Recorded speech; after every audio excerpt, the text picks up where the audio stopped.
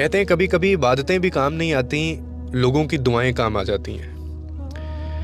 جب آپ کی دعا قبولیت کا شرف نہ پا رہی ہو نا، تو کہتے ہیں کہ کسی اور سے دعا کروا لینی چاہیے۔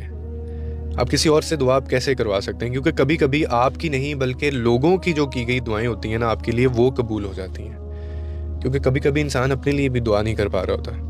کچھ دل سر ایسے ٹوٹ جاتے ہیں کہ وہ الفاظ ہی نہیں نکلتے ان کے دل، ان کی زبان سے۔ ایسے میں پھر دعاؤں کی طاقت دوسروں کی زبان سے نکل کرنا آپ کی قسمت کے دروازے کھول دیتی ہے۔ اور کبھی کبھی اللہ کسی ایسے شخص کی دعا سے آپ کی وہ مشکل آسان کر دیتا ہے، یا آپ کی زندگی میں وہ آسانی پیدا کر دیتا ہے جس نے خود آپ کا درد بھی نہیں کبھی دیکھا ہوتا۔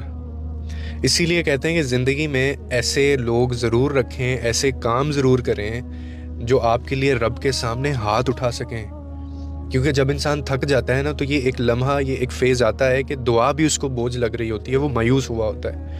اس وقت پھر کسی اور کی دعا، کسی اور کے اٹھے ہوئے جو ہاتھ ہیں، وہ آپ کے لیے رحمت بن سکتے ہیں۔ اور یہ بہت جیسے بد دعائیں جیسے ہم بد دعاؤں سے ڈرتے ہیں، اسی طرح دعاؤں کے اوپر بھی آپ کی پریفرنس ہونی چاہیے۔ کیونکہ اللہ کبھی کچھ ایسے لوگ ہوتے ہیں ان کے ہاتھ جو ہے نا خالی نہیں وہ لوٹاتا۔ اور دعا کا دروازہ جو ہے وہ تو ہمارا ایمان ہے کہ کبھی بند نہیں ہوتا۔ یہ صبر کی کنجی کہا گیا ہے اس کو، یعنی صبر کی کنجی سے کھلتا ہے۔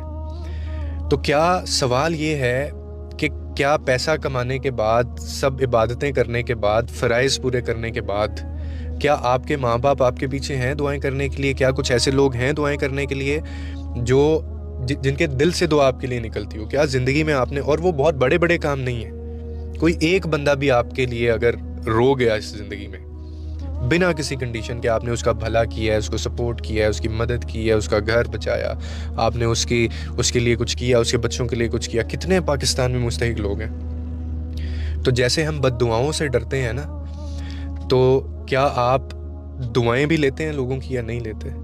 اس پہ بھی ذرا غور کیجیے گا۔